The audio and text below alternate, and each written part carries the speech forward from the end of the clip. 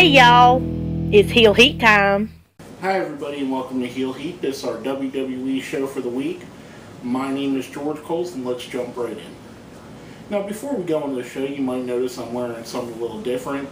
Normally it's a wrestling t-shirt that I wear on the show, but as some of you may know, you've seen a couple of our videos where we've challenged the mass tweeter.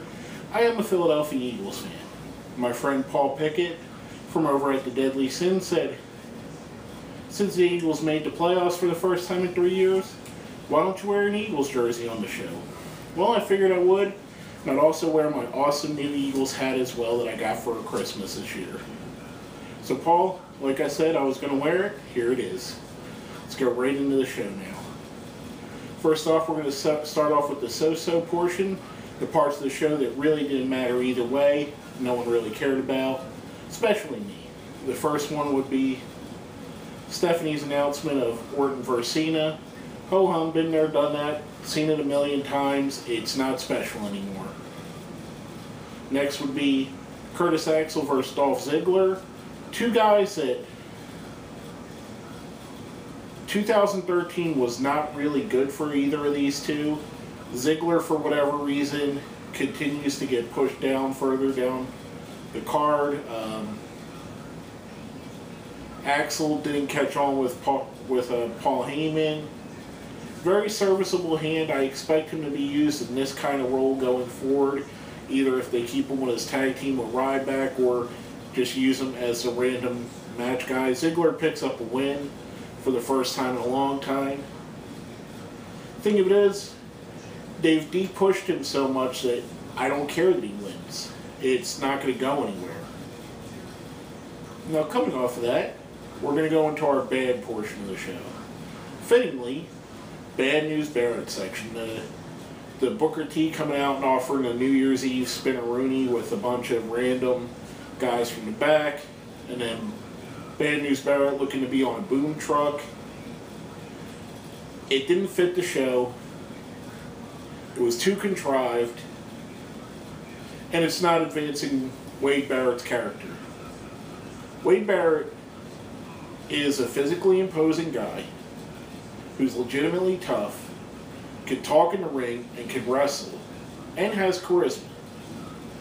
I don't know why he's not given more than these little things. Maybe it's a test, but we'll see. I'm not against the Bad News Barrett character. I think it plays well on the JBL and Cole show. And I think the few times that we've seen him at the GM position, it was okay. Just on this night, I didn't quite enjoy what they did with it. Now, next up is Damien Sandow versus the Great Khali. I kind of find it hard to believe, unless the internet trolled it, that Khali won the voting, but he did. Sandow picks up the win with Khali's shoulder off the mat. I don't know if they're going to use that as an angle going forward, or the camera happened to catch it so they had to mention it. Either way, nobody cares about Great Khali in 2013, and I don't either. Damien Sandow, he kind of falls into the Ziggler role where they've taken a lot of the heat that they gave him away from him for whatever reason.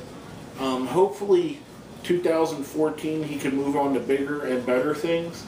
I think the guy has a ton of talent and he can be a top echelon player if given the right opportunity. Now next we had the Total Divas versus Other Divas match. The Other Divas win. Blah, blah, blah. We've seen it so many times before. Nobody cares. Give us actual diva storylines other than here's your Total Divas, here's the girls not on it. Give us some storylines. Why do they not like each other? You know, we don't have to have this 10-team match or 5-on-5, 6-on-6, 4-on-4, 3-on-3. We can have one-on-one matches, tag team matches. You can have more than one match. Give more respect to this division. As it's been proven by UFC over the weekend, they had a very successful show with the co-main event was Ronda Rousey versus Miesha Tate, as well as Anderson Silva versus, I'm sorry, his name's escaping me, but he beat Chris Weidman. He beat Silva. But a lot of interest went to Tate and Rousey, who both got elevated, and both are going to headline pay-per-views in the very near future, in my opinion. Ronda Rousey especially. It's something you can look for as a comparison. If the WWE could promote girls in the way that UFC's promoted Ronda Rousey, then maybe we could take them more seriously. Maybe they'd be on a more prominent role in a more prominent spots on the show, and we would care more about it. And last but not least, in the bad select section, I am a DirecTV subscriber. I don't know how many of you guys are, but if you are, the HD feed went out right at Triple H's introducing of Brock Lesnar, which was, in my opinion, very totally bad timing. It carried over through this Total Divas match, which I'm okay with, except for purposes of recapping, I had to go back and watch both of them since I didn't totally see them. So it made me watch this twice. Once garbly and fuzzy, and the second time fine. Either way, I got a good opinion of the match. But DirecTV dropped the ball for I don't know how many viewers. I would say a large chunk of the audience for WWE is probably DirecTV viewers. Just statistics. I mean, there's not many other options. You could go through your local cable company, Dish Network, but it's got to be a sizable chunk. I'd probably say at least a quarter of the audience got affected by it. Bad call on DirecTV, nothing to do with WWE. Just made me watch this match twice. Now, coming off of that, we're going to go into our question of the week. Last week's question is, who would you like to see as a surprise entry in the Royal Rumble? We got some answers from our friends here. First is from Lord Bogglesworth.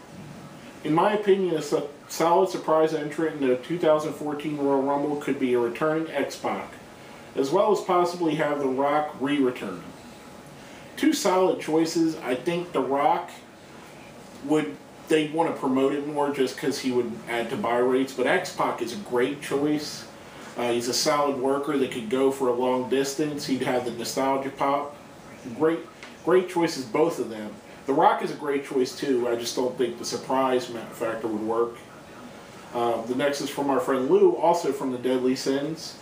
I would say a surprise entry, put in JBL, that would be fun. He gets up from the announcer's table and eliminates someone with the clothesline from hell. I like it. The only problem I would have with it is they would do like a couple years ago when all three announcers got up, taking away two other potential spots from other surprises or other deserving wrestlers. But if they just did JBL, I would have no problem at all with that. I think it's a great idea, actually.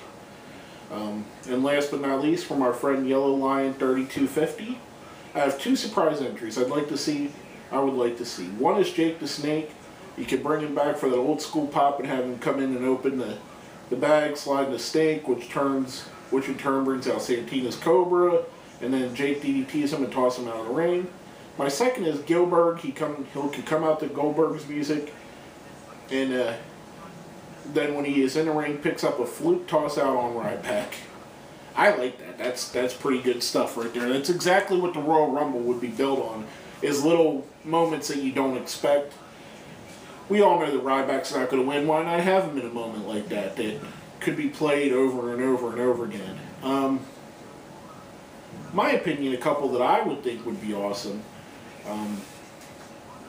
One would be pretty obvious. If Jeff Hardy really is done with TNA, a Jeff Hardy appearance, I think it would pop the crowd. It would add a little bit of that, big game flavor into it. He is a big game player. There's no way around it. I'm not a big fan of his, but it would help with that. I'm going to name a few off here that I just thought that I was thinking of, and I really couldn't decide on one. X-Pac was someone I was actually thinking of, much along the lines of the Outlaws. I think the Outlaws did it last year, or was it just, it might have been just a Road Dogg, but somewhat along that lines. I think you'd want to go into that kind of era and not go too much further back. Eugene would be one. He's working in the NXT offices. I think he'd be a great person to come out. I think that would work really well. Enough people remember him and have fond memories of Eugene. A couple others, just your random people. The absolute best that I think I could think of, and it's one that just became available, is Jeff Jarrett. how great would that be to see after all these years, Vince and Jeff Jarrett bury the hatchet and Jeff Jarrett comes out as Double J with the guitar and the light up glasses and everything. I think it would be great. I think it would be a good moment. I think it would be interesting for fans like myself that have been fans a long time. Just something a little bit cool. Our question of the week for next week is, who's going to be the MVP of 2014? We all agree, I believe, that Daniel Bryan was the MVP of 13. Who's going to be the one doing it for 14? Is it going to be Bryan again? Is it going to be Cena? Is it going to be somebody else?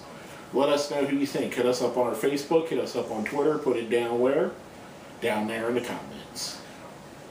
Now, going on to the good portion of the show, we had the opening segment with Punk fueling the dissension in the Shield by just saying which one of you three is the best. I like how they worked that. I like Brad Maddox kind of took him off the hook coming out and announcing Rollins versus Punk right away. I liked the tension they built. I liked that it carried over into the match where there were a couple times where the Shield cost Rollins a bit and distracted him or distracted Punk or distracted the ref in a bad situation. You could see when Rollins would make a mistake that Roman Reigns would make bad facial expressions to it. Kind of like, I could have done better. I thought it was great. Very good storytelling by two excellent wrestlers. The start of the match was a little clunky. There were a couple flub-ups. It happens, folks. But they carried and put on a compelling story between what they did in the ring, the promos setting up the match, and the reactions of the people outside of the ring, along with the ones in the ring. Told an awesome story, and it was a great way to start the show. Punk picks up the win over Rollins, basically leaving the only person he hasn't beaten in singles as Roman Reigns. We'll see if that happens coming forward. Now, my next thing I really liked, I actually think this was the match of the night. Big E Langston versus Fandango. I didn't expect their styles to clash really well. I don't know if it's the time that they spent in NXT together, but man, something about it when they put the two of them together, this was an outstanding match. I would love to see this as a feud going forward. I would like to see what they could do if they were given 15 minutes on a pay-per-view to go with it. The way that Big E was selling the leg damage from Fandango, and the way that Fandango was selling the power of Big E Langston, this was awesome, folks. I think you got two of your future bright talents in the business, putting on a great match. I really do think it was the match of the night. Not knocking any of the other matches. I was so blown away by how good this was, and I didn't expect the two would mesh as well as they did, and it came off really good. Big E obviously picking up the win on that one. And our next match, I rather enjoyed for a little bit different reason. R-Truth versus Brodus Clay. Wasn't the great technical match that the last two we talked about were. However, it's establishing Brodus Clay back as a dominant monster type figure. To me, Brodus, something about the way he moves and his body style and type reminds me of Bam Bam Bigelow. He's not as quick as Bigelow, and he's nowhere near as high flying.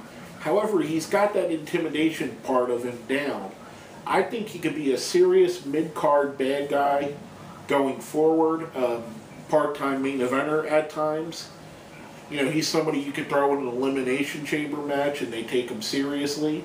I thought this was a great coming out party for Brodus, even though R-Truth won with the distraction from the Funkadactyls and Xavier Woods, Xavier Woods was excellent on commentary during this as well. I thought this was a good segment to move his character forward. I'd like to see what he's going to do once he breaks out of this feud and goes into deeper waters and has more serious feuds against some of the upper echelon talent. But I dig it. I dug what they did with this. I thought it was a great way to get it over that Brodus isn't your dancing dinosaur anymore. Now, something we touched on a bit earlier when I was talking bad about DirecTV.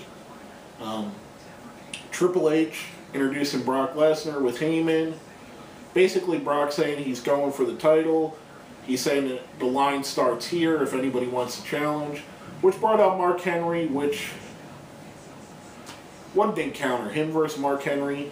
I wish that Brock Lesnar could be there every single week. If we had Brock Lesnar as a full-time in-ring talent, the stuff that this guy could do would elevate the business so much. The pushing him through the ringside, through the barricade, the F5 on a guy like Mark Henry. The fact that when you see Brock Lesnar, he just reeks of legitimate badass. And that quality is something that very few people have. Dave Bautista, who's coming back soon, he also has that quality. Mark Henry has that quality. It's a hard quality to find, though. You know, you got some other guys, some other big, talented, strong, huge athletes that don't have that. Whereas, if I were to walk down a dark alleyway and I see Brock Lesnar on one side and maybe a Brodus Clay, for example, on the other side, I'm going to walk to the side of Brodus because Brock looks like he could rip your head off. Brodus looks like somebody that might laugh at you, laugh around with you. But I just wish they could use more and more of him, and I know it's his thing, but the guy's a great talent. He pops the crowd whenever he's there. I wish he was there more often. And last but not least, our main event of the night, Daniel Bryan had to go through Luke Harper, then Eric Rowan to get to Bray Wyatt. He gets through Harper in a very hard-fought match. This is the kind of thing that's going to make Luke Harper a star. When he gets a guy like Daniel Bryan or Dolph Ziggler or Kofi Kingston in the ring with him, someone that's going to sell his power moves and the high-impact moves that he's doing. I mean, the guy's absolutely money, in my opinion. I think he's a great, big talent. I love the top rope Liger Bomb. Or actually, second rope Liger Bomb, I'm sorry. I love his clothesline. I like the Gator Roll. Bryan finds a way to beat him, gets Rowan in the ring, gets the roll up on Rowan. Before he could wrestle Bray Wyatt, the Wyatt family beats him down. Bray is on the mic afterwards, basically saying it's through, to which Daniel Bryan says you were right, which you can see, and this was pure television gold in my opinion. Bray Wyatt, his facial expression, played it up like he had no clue what was coming out of Daniel Bryan's mouth. He stopped and he said, "Wait, what did you just say?" Daniel Bryan said it again, "You were right." Then he said, "Say it again," and made him crawl over to him. He asks to join the Wyatt family. Bray gives him Sister Abigail. Basically, Bryan said, in no certain words, all the cheers that you fans have given me is not changing their opinion. You were right. And I'm paraphrasing. I don't remember the exact words. That the machine will never let me go to the top. Basically what Bray Wyatt's been telling them for the past few times, let's join together and take down the machine. Daniel gets, after the Sister Abigail, they're carrying him out. He decides he can walk on his own. He teases a couple times with the fans that he might not join the Wyatts, but then he bows his head almost in like a shameful move and goes with them. I absolutely 100% love this. I know that the reaction on the internet is either love, hot or cold. Either you loved it or you hated it. A lot of people think that this is going to be the destruction of Daniel Bryan, that they don't want to push him. I think the exact opposite. I think they're going to take Daniel Bryan and take him away from a one or two word catchphrase guy and make him so much bigger than you could ever imagine he would be. I think his interaction with the Wyatts, whether he uses them to help win the Royal Rumble, whether he uses them to help him win the world title, whether he's infiltrating them from the inside out. There's so many questions, so many ways that this can go, that and the intrigue and the interest really is what's making me so excited and so happy to see what's going to go forward with this. I mean, you got two of the most compelling characters on their show at this time. Bray Wyatt, who is knocking it out the park.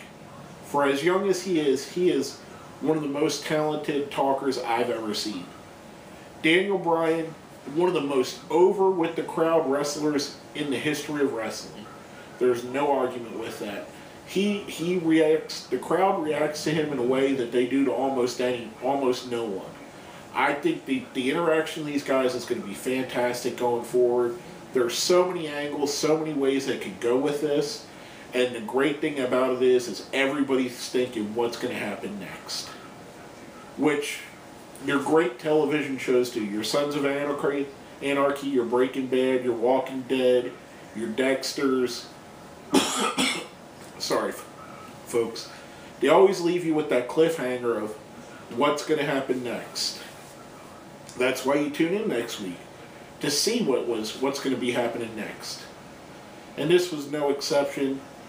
Absolutely wonderful show, and I'm going to go right into the ratings for it. You know, if you've seen the show before, we do a 1 to 5 scale, 1 being the worst, 5 is the best. 1's a Great Khali, 2's a Heath Slater, 3's a Randy Orton, 4's a Daniel Bryan, 5's a CM Punk. I'm giving this a 5, a CM Punk. Sorry, people. Must have caught something in my throat. The good of this show outweighs the bad so much. It's like you put $1 million over here and $20 over here. You know, you have to give up $20 to get $1 million. But that's what happened with this show. You got $1 million show that you gave up $20 worth of bad out of. But basically, that's what I have to say about that. My name is George Coles, and this has been another episode of Heel Heat.